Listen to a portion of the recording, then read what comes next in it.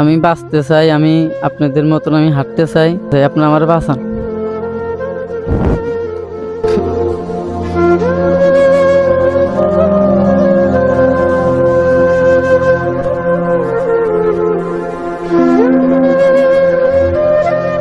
আমাদের পাশের এলাকায় একজন ভাই দীর্ঘদিন থেকে অসুস্থ, উনি অ্যাক্সিডেন্ট হয়েছে।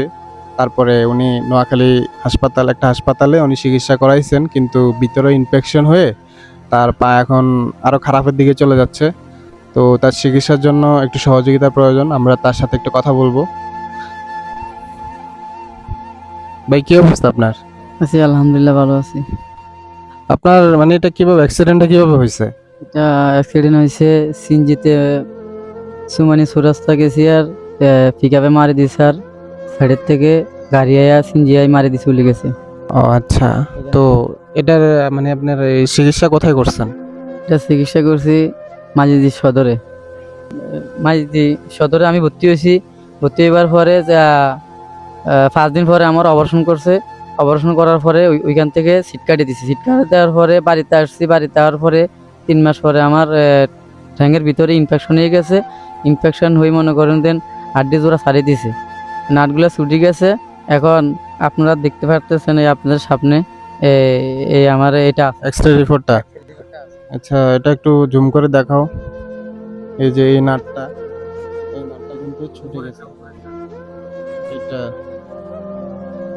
এটা হয়ে গেছে। হ্যাঁ, এটা বেঁকা হয়ে গেছে, এটা ছুটে গেছে।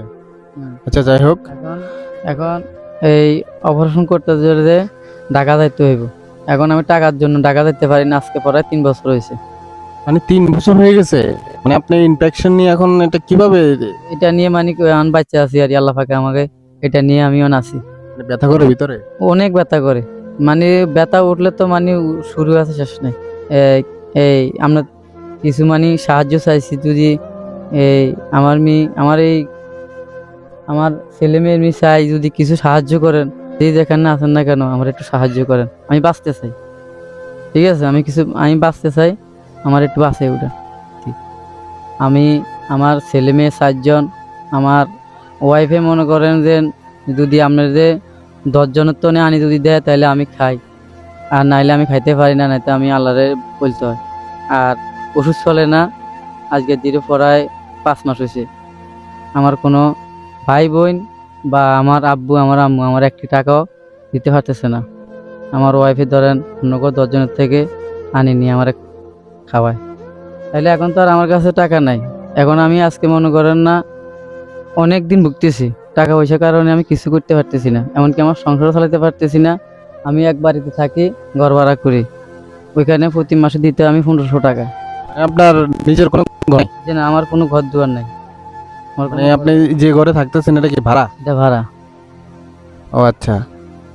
আপনার ছেলে মেয়ে কতজন? আমার ছেলে মেয়ে 4 জন, ছেলে 2টা মেয়ে 2টা। বড় কি ছেলে না মেয়ে? মেয়ে বড়। মেয়ে বড়। আচ্ছা। তো এদেরকে নিয়ে আপনার সংসার কিভাবে চলে সব মিলিয়ে? এদেরকে নিয়ে আমি খুব কষ্টতে আছি। আমার দেখুন ওয়াইফে মনে করেন না দর দর দুয়ার ভিক্ষা করি আনি আমারে খাওয়ায়, আমি এটা নিয়ে আছি। ভিউয়ার্স, উনি আসলে খুবই কষ্ট আছে, ওনার পায়ে অনেক ব্যথা করে। মানে একটু পর পর অনেক যন্ত্রণা হয়। আমি শুনছি মানে উনি নাকি অনেক কান্না করে, যে পার্শ্ববর্তী অনেক ঘর আছে, ওনার কান্না ওরাও অনেক সময় কষ্ট পায়। তো আপনারা দয়া করে এই ভাইটির জন্য সহযোগিতার হাত বাড়িয়ে দিন। তো অন্তত আপনারা এই ভাইটিকে একটু সহযোগিতা করেন। তো আজকের জন্য এই পর্যন্ত, নেক্সট ভিডিওতে দেখা হবে। আল্লাহ হাফেজ।